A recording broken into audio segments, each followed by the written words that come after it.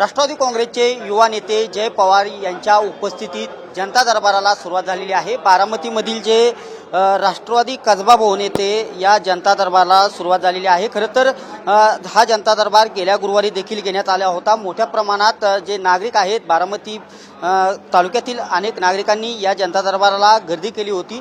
खरं तर नागरिकांनी गेल्या वेळेस ज्यावेळेस जय पवार यांच्याकडे कामे घेऊन गेले त्यावेळेस सांगितले होते की जाग्यावरतीच कामे मोठ्या प्रमाणात सुटले जात आहेत।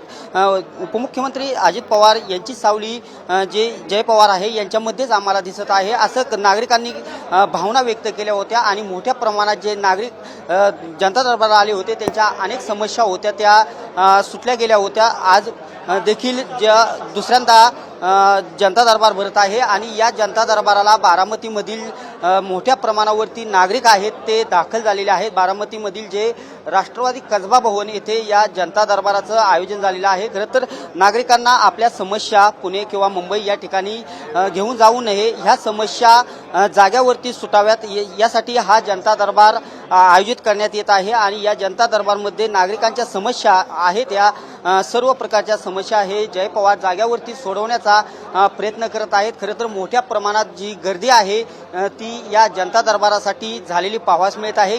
11 ते 3 वाजेपर्यंत हा जनता दरबार असणार आहे आणि बारामतीमधील जे नागरिक आहेत त्या आपल्या समस्या घेऊन आपल्या समस्या सोडवण्यासाठी जय पवार यांच्याकडे येत आहेत। आणि हा जनता दरबाराला मोठ्या प्रमाणात प्रचंड प्रतिसाद आणि मोठी गर्दी असल्याचं पाहावयास मिळत आहे।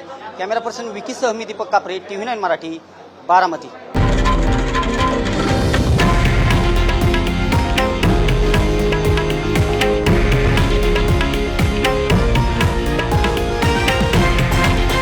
हे आहे देशातील नंबर 1 न्यूज नेटवर्क आणि आपण पाहत आहात TV9 मराठी, एकमेव।